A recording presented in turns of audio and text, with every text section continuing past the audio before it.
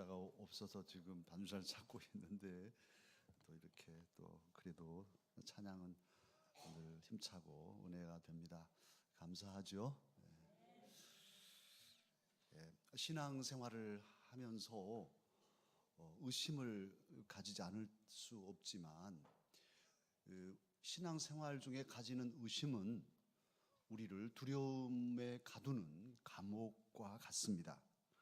의심을 할수록 우리 마음에 두려움이 생기고 몸과 마음도 갇히게 됩니다. 그러나 믿음을 가지면 믿음은 죄와 사망을 돌파해내고 우리를 해방시켜서 자유케 하고 또 강하게 해줍니다. 그래서 믿음은 영적인 힘입니다. 영적 파워가, 스피리추얼 파워가 바로 믿음입니다. 할렐루야. 그런데 오늘 본문에 보면 예수님의 부활을 의심하는 사람들이 있었습니다. 예나 지금이나 예수님 부활하셨지만 그 부활 자체를, 사건을 의심하는 그런 이들이 없지 않습니다. 오늘 본문에 나오는 사람들은 다름 아닌 예수님 제자들입니다. 세상에나 예수님 제자들이 예수님 부활을 의심하고 있습니다.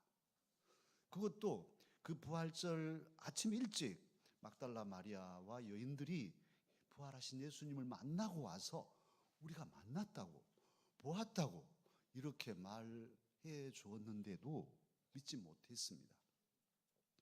엠마오로 가던 제자들이 예수님을 만나고 처음에는 몰랐지만 말씀을 풀어주실 때 가슴이 뜨거워지고 함께 음식을 떼며 떡을 떼며 나눌 때 예수님을 발견하게 되죠. 깨닫게 되죠.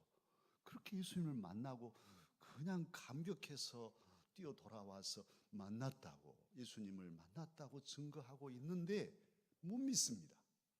그리고 오늘 36절입니다. 예수님, 부활하신 주님이 직접 나타나셨습니다. 눈앞에 부활하신 주님이 계십니다. 그런데도 제자들은 못 믿습니다.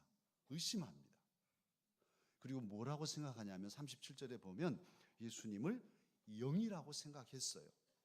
이제 좀 수준 높게 영이라고 그렇게 번역해 놨지 쉽게 우리말로 하면 귀신이라고 생각한 거예요. 유령이라고. 예수 귀신이 왔네? 이렇게 생각한 거예요. 얼마나 한심스럽고 참 답답합니까? 이제 우리들은 객관적으로 보니까 이게 한심스럽고 답답하죠. 예수님은 그들을 꾸짖으십니다. 38절의 말씀이죠. 어찌하여 두려워하며 어찌하여 마음에 의심이 일어나느냐. 다시 말하면 어찌하여 너희 마음에 의심을 품냐. 내가 이렇게 부활했지 않냐 말씀하시죠. 예수님 부활하신 날, 그 부활하신 예수님을 바로 면전에 바라보면서 제자들은 의심을 하였으니 그 공동체 안에 평화가 있을 리 없고 기쁘고 춤춰야 할 감격스러운 순간에 정말 돌아가셨던 주님이 다시 사셨으니 정말 신나는, 아까 오 예수 이렇게 막 춤춰야 할 그 시간에, 그 순간에 이들은 두려워지고 의심 때문에 무서워지는, 그래서 문을 꼭꼭 닫고 숨어 있어야만 했던 그런 자기 가둠의 감옥 속에 들어가고 말았습니다. 사랑하는 강서 가족 여러분, 믿음의 사람으로서 의심은 매우 두려운 그런 결과를 초래합니다. 특히 이 공포와 두려움에 자기를 가두는 일을 할 수 있어요. 부부간의 의심은 어떻습니까? 남편이 아내를 의심합니다. 계속 의심하기 시작합니다. 조금 한 시작이 점점 커집니다. 살림을 다 빼돌려서 처가로 보낸 거 아니야? 그랬더니만 진짜 같습니다. 이제 계속 의심합니다. 남편이 바람 피우는 줄 알고 계속 의심합니다. 점점 의심이 커집니다. 그래서 진짜라고 확정 짓습니다. 이런 한 예지만 우리 이 가정 안에, 부부 안에 의심이 살포시 스며들기 시작하면 이 작은 의심이 결정적으로 가정을 깨버리고 평화는 물론이고 아예 황혼 이혼까지 가게 만드는 그런 결과를 초래합니다. 성도 간의 의심은 어떻습니까? 우리 교회 강서 가족들 간에 의심이 일어날 수 있어요. 저 집사님 나만 보면 인사도 안 하고 저 다른 사람들하고 웃고 그런 거 보면 내 흉보나 봐? 의심이 시작됩니다. 나중에 보면 진짜 같습니다.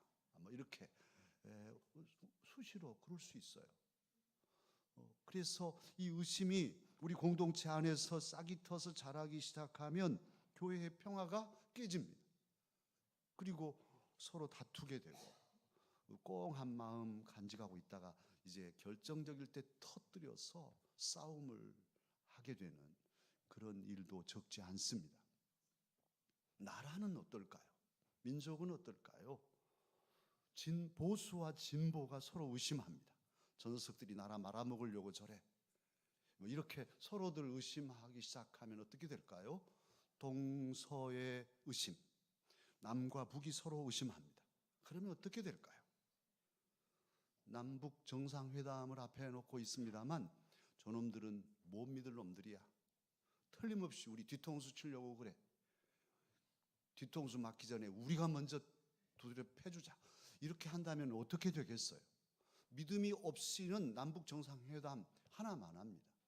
그리고 의심하게 되면 결국은 갈라서는 것이고 갈라서서 뭐 할 건데요?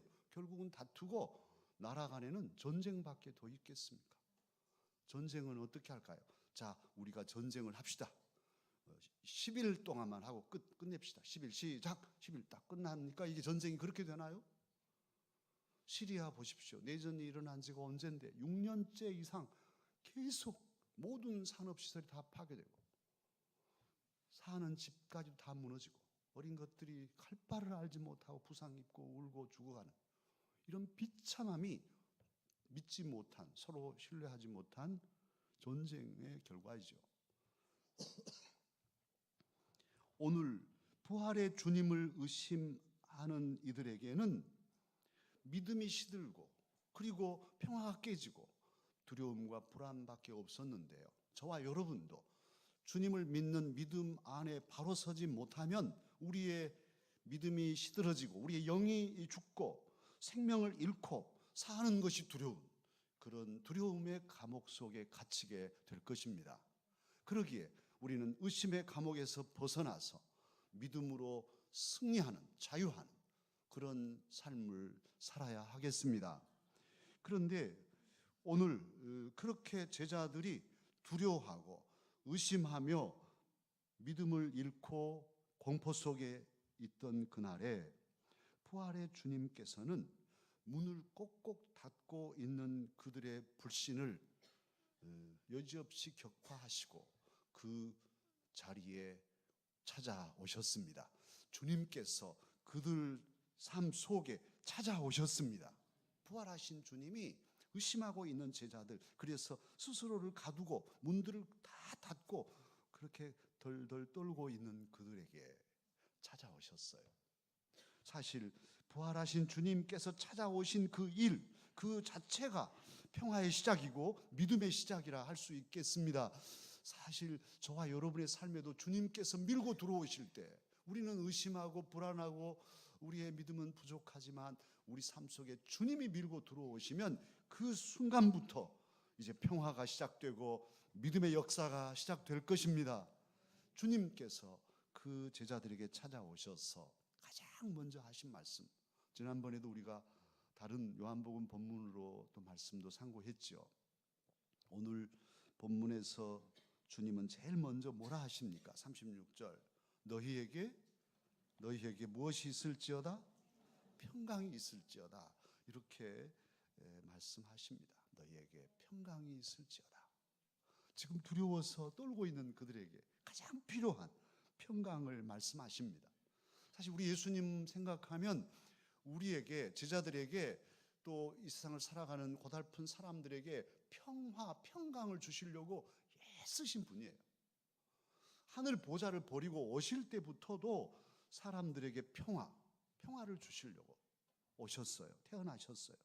그리고 살아가시는 동안에도 사람들을 온전케 하고 상한 마음들을 싸매시고 병을 고쳐주시고 믿음 없는 자에게 믿음을 주셔서 하나님 나라를 소유할 수 있도록 하셨지요.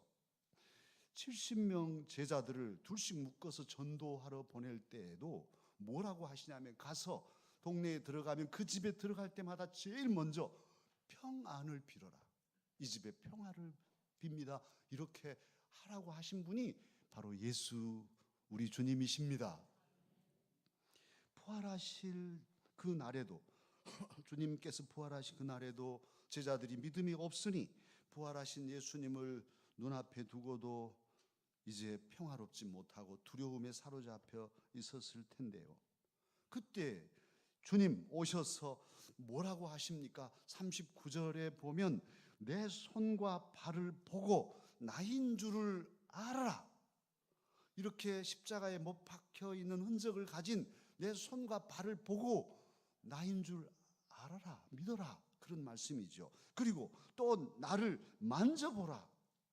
영은 육신이 없지만은 나는 있다. 지금 그렇게까지 말씀하심으로 제자들에게 믿음을 주셔서 참으로 의심을 극복해내게 하고 계십니다.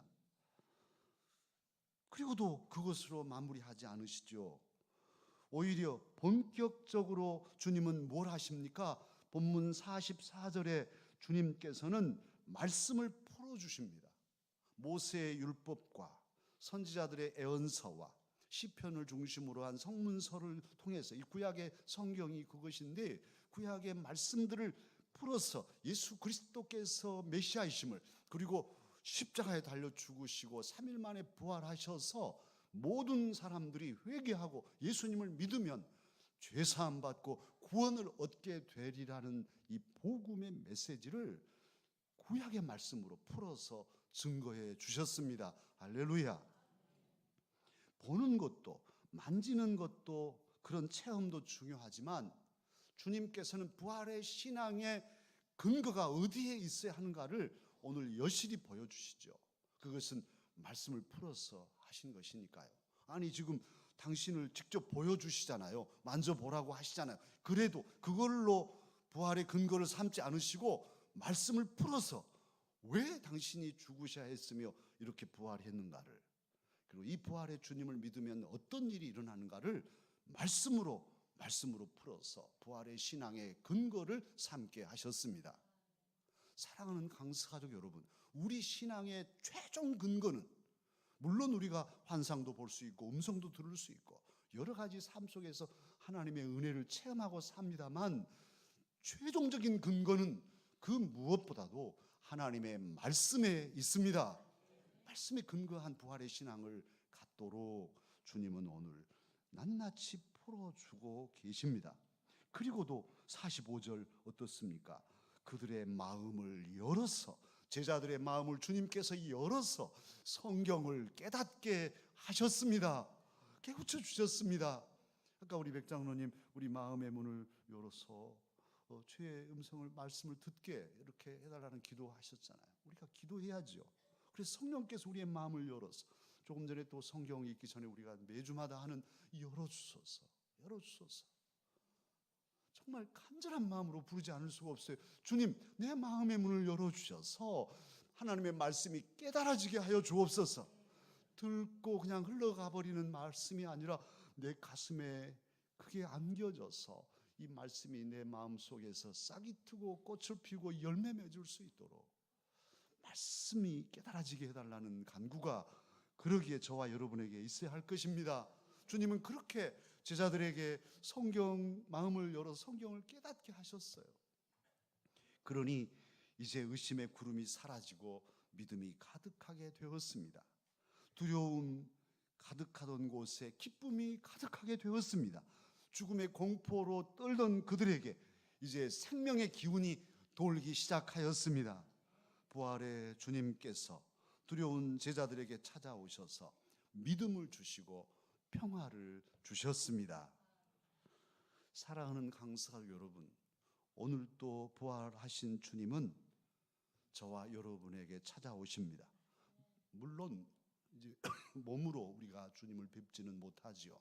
그러나 예수님의 십자가 흔적을 직접 그 몸을 보았던 사도들이 증거한 증언을 저와 여러분은 읽고 또 듣고 있습니다. 오늘 또 부활하신 주님께서는 이미 사도들을 통해서 기록하신 성경 말씀을 통해서 이 시간 저와 여러분에게 찾아오고 계십니다. 그리고 오셔서 저와 여러분에게도 여전히 말씀하십니다. 너희에게 평강이 있을지어다. 너희에게 평강이 있을지어다. 말씀을 통해서 주님은 오늘도 저와 여러분에게 말씀하고 계십니다. 그 옛날 제자들에게 나타나셔서 저희들의 마음의 문을 열어서 성경을 깨닫게 하셨던 예수님은 오늘 이 시간도 우리에게 오셔서 우리의 마음의 문을 여시고 하나님의 말씀이 깨달아지고 믿어지게 하십니다. 예수님의 십자가와 예수님의 부활을 믿게 하시고 또 예수 그리스도의 이름으로 회개하면 죄 사함을 받고 구원받는다는 기쁜 소식, 이 복된 소식 복음을 믿게 하여 주십니다. 그리고는 이제 최종적으로 말씀하십니다. 그 말씀이 오늘 본문 48절 말씀이지요. 주님께서는 그날에 제자들에게 하셨지만 오늘 또 기록된 말씀을 통해서 저와 여러분에게 여전히 함께 듣도록 말씀하십니다. 너희는 이 모든 일에 무엇이라? 증인이라. 너희는 이 모든 일의 증인이라. 아멘입니다. 놀라운 은혜의 복음 사건은 예수님의 십자가와 부활, 그리고 이 십자가로 부활하신 예수님을 믿고 회개하면 죄 사함 받고 구원받는다는 이 사실이 복음의 핵심입니다. 말씀으로 오시는 부활의 예수님을 만나고 예수님을 믿고 복음 평화를 경험한 모든 이들은 복음을 전파할 사명을 가졌습니다. 그러기에 저와 여러분 역시도 복음의 증인이 될 사명을 받았습니다. 모든 복음서는 마태복음, 마가복음, 누가복음, 요한복음 이 4개의 복음서가 있는데 이 복음서의 마무리 부분에서는 늘 주님께서 간절한 바람으로 복음의 증인이 되도록 말씀하고 계십니다. 그러니까 주님께서는 얼마나 간절히 저와 여러분을 통해서 제자들을 통해서 오고 오는 주님의 사람들을 통해서 복음을 전하여 사람을 살리고자 하시는지 그 간절한 마음을 복음서를 통해 우리는 알 수 있습니다.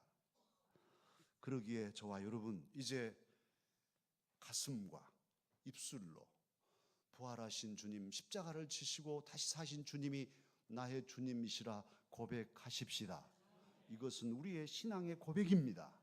그뿐 아니라 우리의 가슴과 우리의 입술로 우리가 고백한 신앙의 주님을 주변에 사랑하는 이들에게, 우리 주변에 아직 주님을 알지 못하는 이들에게 증거해야 합니다.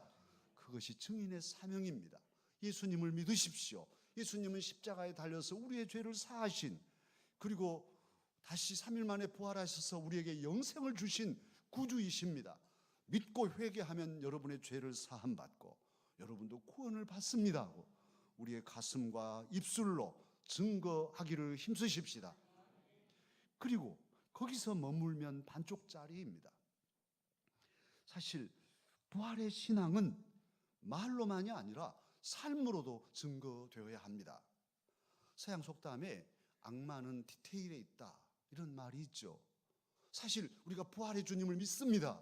부활절도 잘하고 칸타타도 하고 우리가 그럽니다마는 실제 디테일한 삶의 작은 일 하나하나에 들어가면 부활의 주님 다 잊어버리고 두렵고 염려하고 걱정하면서 어쩔 줄을 모르고 살아가는 이런 어리석은 그리스도인들이 아닌지요. 참으로 부활의 주님을 우리가 가슴과 입술로 나의 주님이라고 고백하고 그분을 입술로 증거하는 삶을 산다면 이제 구체적으로 가정생활, 교회생활, 직장생활 하나하나 사건 하나하나 작은 일 하나하나까지도 부활하신 주님이 나와 함께 하시며 내게는 부활하신 주님의 생명이 함께함을 확신하고 믿음으로 그 모든 시련과 역경과 절망의 구렁텅이를 돌파해내는 살아있는 부활의 신앙인들이 되어야 하겠습니다. 그렇게 우리가 살아가면 세상 사람들이 어떻게 보겠습니까? 사실 부활의 신앙은 입술로만 증거하고 우리는 두려워 떨면서 그렇게 실제 삶에서는 비실거린다면 저 예수 믿는 사람들 뭐 부활의 신앙 믿는다고 하더니 가짜네 가짜 이러지 않겠어요. 그러나 참으로 우리가 온전히 주님을 의지하고 죽음도 이기신 예수 그리스도를 나의 구주로 믿고 의지하면서 세목으로 하나하나 사건에 우리의 삶의 걸음걸음을 부활의 신앙으로 돌파해낸다면 저들이 말할 것입니다. 과연 하나님 살아계시네. 우리 같으면 천번도 절망하고 포기했을 삶을 저런 어려움도 늠름하게 웃으면서 돌파해내는 저 힘의 저력이 부활의 신앙, 죽음을 이기신 예수 그리스도의 은혜 때문이네, 이렇게 고백하게 될 것입니다. 주님은 저와 여러분이 일평생 그렇게 가슴과 입술로 신앙을 고백하고 증거할 뿐 아니라 머리와 손, 발로, 삶으로 부활의 신앙을 살아냄으로써 주님의 살아나신 그 은혜와 복음의 역사를 증거하기를 원하고 원하십니다. 우리가 그렇게 힘써 증거하며 살아갈 때 주님께서는 우리로 하여금 마침내 승리의 삶을 살게 하시며 주님의 평강으로 충만히 채워주실 것입니다. 기도하겠습니다. 은혜로우신 주님 감사드립니다. 부활절 후 두 번째 주일을 맞이합니다.